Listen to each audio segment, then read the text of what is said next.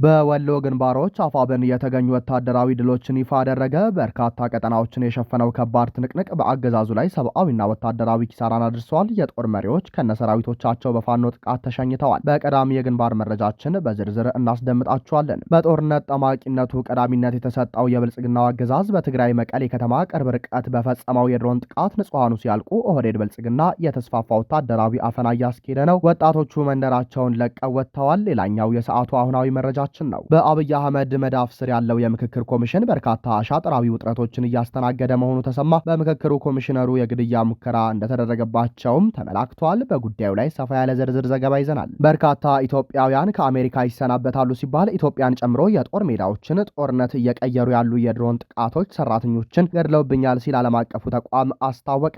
ሰላም ጤና ይስጥልን ውድ የብላክ ላይን ሚዲያ ቤተሰቦቻችን፣ እናንተን ይመጥናሉ ብለን ያሰብናቸውን የተመረጡ ዕለታዊ የግንባርና ወቅታዊ መረጃዎችን ወደ እናንተ ይዘን ቀርበናል። ቻናሉን ሰብስክራይብ በማድረግ ቤተሰብ እንድትሆኑ እየጋበዝን ወደ መረጃዎቹ እናመራለንም። በደቡብና በሰሜን ወሎ ዞኖች በተካሄዱ በርካታ የተቀናጁ ውጊያዎች የአገዛዙ ሰራዊት በመድፍና በድሮን ታግዞ ያደረገው እንቅስቃሴ በፋኖ ኃይሎች መመከቱና ከፍተኛ ሰብአዊ እንዲሁም ቁሳዊ ኪሳራ እንደደረሰበት የአማራ ፋኖ ብሔራዊ ንቅናቄ አፋብን አንደኛ ወሎ ቤት አማራ ምኒልክ እዝ ገለጸ። የአማራ ፋኖ ብሔራዊ ንቅናቄ አፋብን አንደኛ ወሎ ቤት አማራ ምኒልክ እዝ በደቡብና በሰሜን ወሎ ዞኖች ስር በሚገኙ በርካታ ወረዳዎችና የጦር ግንባሮች በመድፍና በድሮን ታግዞ የከተማውንና የተንቀሳቀሰውን የአገዛዙን ሰራዊት ክፉኛ በመምታት ከፍተኛ ሰብአዊና ቁሳዊ ኪሳራ ማድረሱን የጦር የበላይነቱንም በሙሉ ቁጥጥር ስር ማዋሉን ይፋ አድርጓል። በተካሄዱት በእነዚህ የተቀናጁ የመልሶ ማጥቃት እንቅስቃሴዎች በአጠቃላይ ከ90 በላይ የአገዛዙ ወታደሮች፣ 2 የሻምበል አዛዥና የዘመቻ ኃላፊን ጨምሮ ሲሞቱ ከ70 በላይ የሚሆኑት ደግሞ መቁሰላቸው ተረጋግጧል። በደቡብ ወሎ ዞን ተንታ ወረዳ የ101ኛ ኮር አባላት ነሐሴ 12 ቀን 2018 ዓ.ም ከሌሊቱ 11 ሰዓት እስከ ቀኑ 8 ሰዓት ባካሄዱት እልህ አስጨራሽ ውጊያ በመድፍና በድሮን ታግዞም የገባውን የአገዛዙን ሰራዊት አይቀጥ ውጣት በመቅጣት ወደ መጣበት እንዲመለስ አድርገዋል። በዚህ ግንባር ከ30 በላይ የአገዛዙ ሰራዊት አባላት የሞቱ ሲሆን ከ40 በላይ የሚሆኑት ደግሞ ቆስለዋል።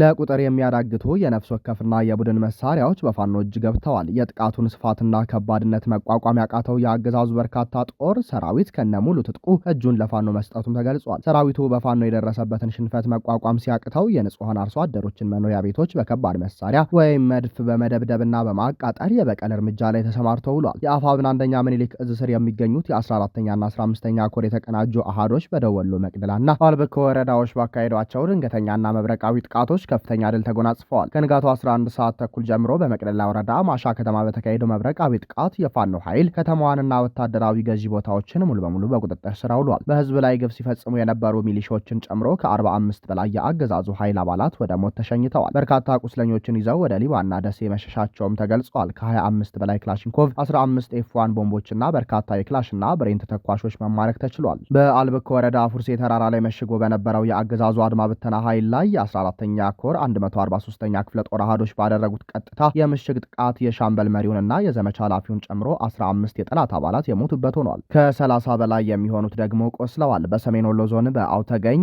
ዜትበር፣ ወልዲያ፣ መርጦ፣ ስሪንቃና ገሸን አቅጣጫዎች ተንቀሳቅሰው የነበሩ የአገዛዙ 16ኛና 31ኛ ክፍለ ጦር ኃይሎች ላይ የፋኖ የ12ኛ ኮር 16ኛ ኮርና የልዩ ዘመቻ አሃዶች የተቀናጀ እርምጃ መውሰዳቸውን ቀደም ብለን መዘገባችን ይታወሳል። በተረፌ ኩረታ፣ ጠጠር መልቀሚያ፣ ድልበት ሚካኤል፣ ላም ድንጋይና ኩቤ ተራራ አካባቢዎች ለ2 ቀናት የዘለቀ ለአስጨራሽ ውጊያም ተካሂዷል። የአገዛዙ ሰራዊት በከፍተኛ ሁኔታ መደቆሱንና ከባድ ሰብአዊና ቁሳዊ ኪሳራ አስተናግዶ ማፈግፈጉም ተገልጿል። የደረሰበትን ሽንፈት ለመሸፈን ሲል ለፋኖ መረጃ ትሰጣላችሁ በሚል ምክንያት ንጹሃን ዜጎችን በመደብደብ በማስፈራራትና አፍሶ ወደ ጦር ግንባር በማስገደድ እየወሰደ እንደሚገኝ የእዙ ህዝብ ግንኙነት መምሪያ አስታውቋል። በደቡብና ሰሜን ወሎ በተካሄዱት በእነዚህ በይፋ በተገለጹ ውጊያዎች ማሻ ከተማን ጨምሮ በርካታ ወታደራዊ ገዢ ቦታዎች በፋኖ ሙሉ ቁጥጥር ስር ውለዋል። ከ90 በላይ የአገዛዙ ወታደሮች ሲገደሉ ከ70 በላይ ደግሞ ቆስለዋል። በርካታ የነፍስ ወከፍ የቡድን መሳሪያዎችን፣ ቦምቦችንና ተተኳሾችም ተማርከዋል። አከርካሪው የተሰበረው የአገዛዙ ጦር ከነሙሉ ትጥቁ እጁን መስጠት መጀመሩም ተረጋግጧል። የአፋብን አንደኛ ወሎ ቤተ አማራ ምኒልክ እዝ ሚዲያና ኮሚኒኬሽን መምሪያ እንደገለጸው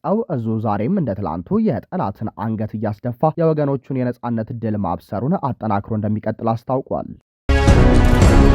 የአገዛዙ የፍራቻ ጥቃት በትግራይ ሲፈጸም በኦሮሚያ የተጠናከረው አስገዳጅ ወታደራዊ አፈሳ ቀጥሏል። አገዛዙ በትግራይ ክልል አዳዲስ የድሮን ጥቃቶችን በመሰንዘርና በኦሮሚያ ክልል ደግሞ ወጣቶችን በግዴታ ወደ ጦርነት የመዋገር ተግባሩን በማፋጠን ላይ እንደሚገኝ ከስፍራው የተገኙ መረጃዎች አመላከቱ። ይህ ድርጊት አገዛዙ ያለበትን ከፍተኛ የፍርሃትና የሰራዊት እጥረት ጭንቅ የሚያሳይ እንደሆነ አስተያየት ሰጪዎች አስረድተዋል። በትግራይ በድሮን ጥቃት የሰው ሕይወት አልፏል። ከትግራይ ክልል ርዕሰ መዲና ከመቀሌ በ12 ኪሎ ሜትር ርቀት ላይ በሚገኘው አንደርታ ወረዳ ኩሃ ቀዳማይ ወያኔ አካባቢ ዳንዴራ በተባለች መንደር ተደጋጋሚ የድሮን ጥቃት ተፈጽሟል። መረጃዎች እንደሚያመለክቱት የመጀመሪያው የድሮን ጥቃት ትላንት ጠዋት 3 ሰዓት ተኩል አካባቢ የተፈጸመ ሲሆን በዚህም የአንድ ሰው ሕይወት ሲያልፍ በሌላ አንድ ግለሰብ ላይ ደግሞ አካላዊ ጉዳት መድረሱን ቢቢሲ የአካባቢውን አስተዳደርና የዓይን እማኞችን ጠቅሶ ዘግቧል። ይህ በእንዲህ እንዳለ ጥቃቱ ሳያበቃ ከቀኑ 10 ሰዓት ከ10 አካባቢ በተመሳሳይ ስፍራ ሁለተኛ የድሮን ጥቃት መፈጸሙ ተረጋግጧል። ድርጊቱን ተከትሎ ህወሓት የፌዴራሉ አገዛዝ በትግራይ ህዝብና ታጣቂዎች ላይ የድሮን ጥቃት ፈጽሟል ሲል የክስ መግለጫ አውጥቷል። ጥቃቱ አገዛዙ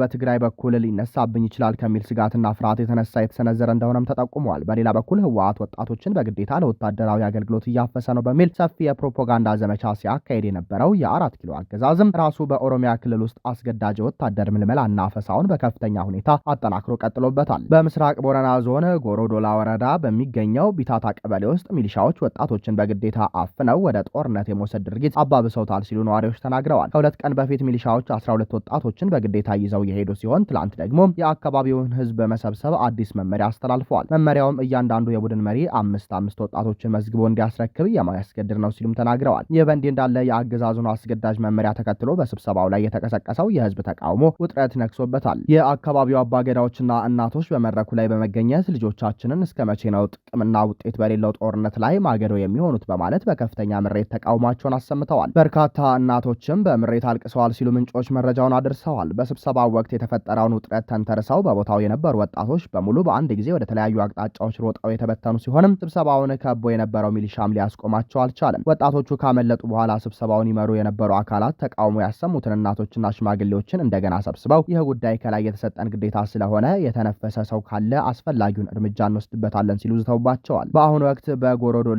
ወረዳ የሚገኙ የቡድን መሪዎች እያንዳንዱ አምስት ሰው መዝግበው እንዲሰጡ፣ ሚሊሻው ደግሞ የተመዘገቡትን ወጣቶች አድኖ እንዲይዝ ትዕዛዝ ተሰጥቷል። በዚህም ምክንያት የወረዳው ወጣቶች ሙሉ በሙሉ ከአካባቢያቸው በመሸሽ በየበረሃውና በየዱሩ ተበታትነው እንደሚገኙ ተገልጿል። ይህ በትግራይ በኩል የሚፈጸመው የድሮን ጥቃትና በኦሮሚያ የሚካሄደው አስገዳጅ አፈሳ አገዛዙ በየአቅጣጫው ከገባበት የፖለቲካና የሰራዊት እጥረት ቀውስ ለመውጣት የሚያደርገውን የተስፋ መቁረጥ እንቅስቃሴ እንደሚያሳየም የፖለቲካ ተንታኞች አመላክተዋል።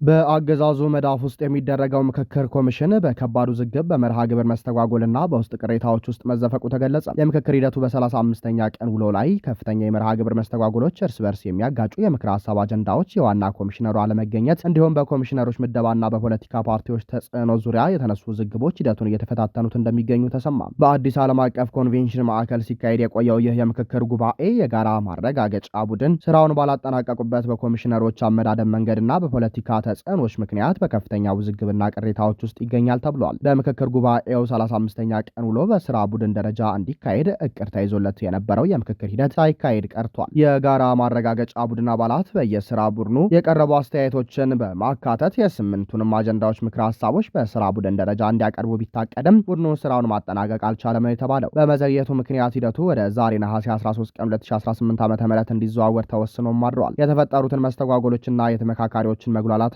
አስመልክቶ ከኮሚሽነሮቹ አንዱ የሆኑት አቶ መላኩ ወልደ ማርያም መርሃ ግብሮች በታሰበላቸው ጊዜ ባለመካሄዳቸው ተመካካሪዎች ለደረሰባቸው እንግልት ኮሚሽኑ ይቅርታ መጠየቁን አስታውቀዋል። በምክክር ሂደቱ የተሳተፉ የሚገኙ የፖለቲካ ፓርቲዎችና ተመካካሪዎች በአንዳንድ የኮሚሽኑ ኮሚሽነሮች ላይ ከፍተኛ ቅሬታ እያቀረቡ ናቸው ሲባል 8ቱ ኮሚሽነሮች እያንዳንዳቸው አንድ አጀንዳን በዋነኛነት በመያዝ እንዲከታተሉ የተደረገበት መንገድ አነጋጋሪ ሆነዋል። ኮሚሽነሮቹ በመሪነት የሚከታተሏቸውን አጀንዳዎች ለመለየት እጣ በመጣጣል ምደባው እንዲከናወን ተደርጓል ብለዋል።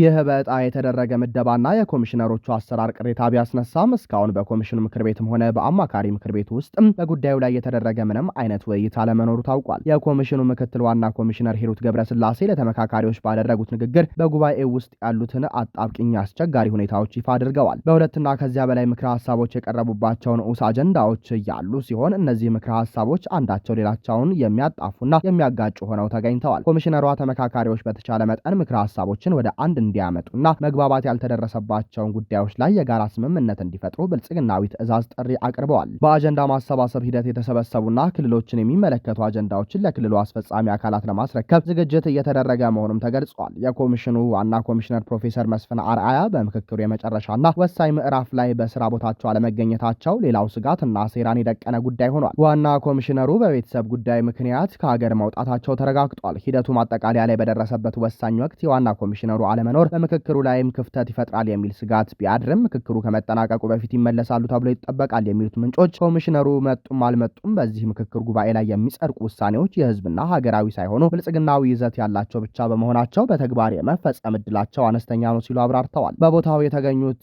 7ቱ ኮሚሽነሮች ከተመካካሪዎች ጋር ባደረጉት ውይይት ላይ ስለ ዋና ኮሚሽነሩ አለመኖር ያሉት ነገር አለመኖሩ ተጠቅሷል። የምክክር ሂደቱ ከባድ ውዝግብ ውስጥ የከተተው ሌላው ማነቆ በፖለቲካ ፓርቲዎች ውስጥ የተፈጠረው ክፍፍልና የአገዛዙ ተጽዕኖ መሆኑ ተመላክቷል። በምክክሩ ላይ የሚሳተፉ የተቃዋሚ ፓርቲዎች መግለጫ እንዳያወጡ በውስጣቸው ውጥረት ተፈጥሯል። መግለጫ ቢወጣ ከገዢው ብልጽግና ጋር ያለው ግንኙነት ይበላሻል በሚል ስጋት አመራሮቹ መግለጫ እንዳይወጣ አግደዋል። በተጨማሪም በመጪው መስከረም ወር በሚካሄደው